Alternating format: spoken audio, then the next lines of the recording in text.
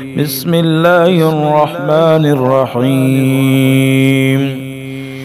وقالت اليهود ليست النصارى على شيء وقالت النصارى ليست اليهود على شيء وهم يتلون الكتاب كذلك قال الذين لا يعلمون مثل قولهم فالله يحكم بينهم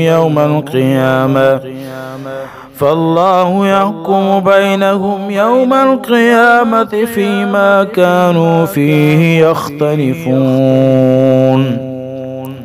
ومن أظلم ممن منع مساجد الله أن يذكر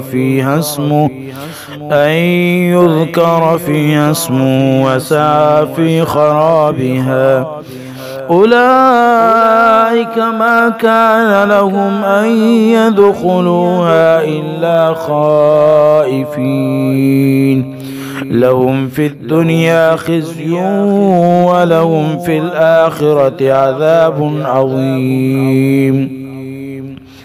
ولله المشرق والمغرب فأينما تولوا فثم وجه الله إن الله واسع عليم.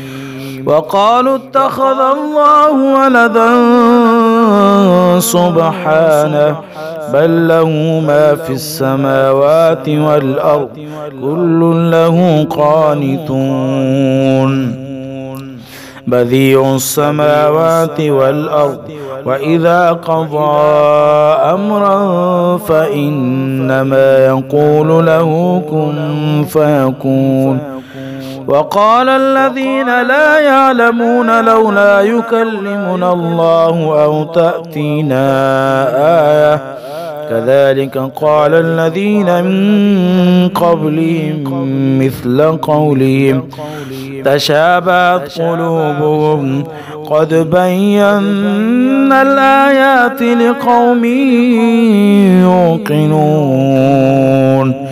إنا أرسلناك بالحق بشيرا ونذيرا ولا تسأل عن أصحاب الجحيم.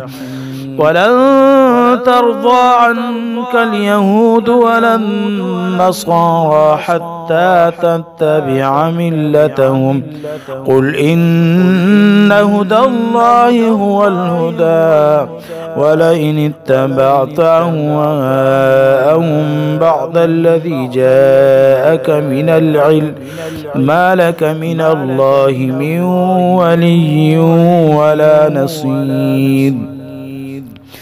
الذين آتيناهم الكتاب يتلونه حق تلاوته أولئك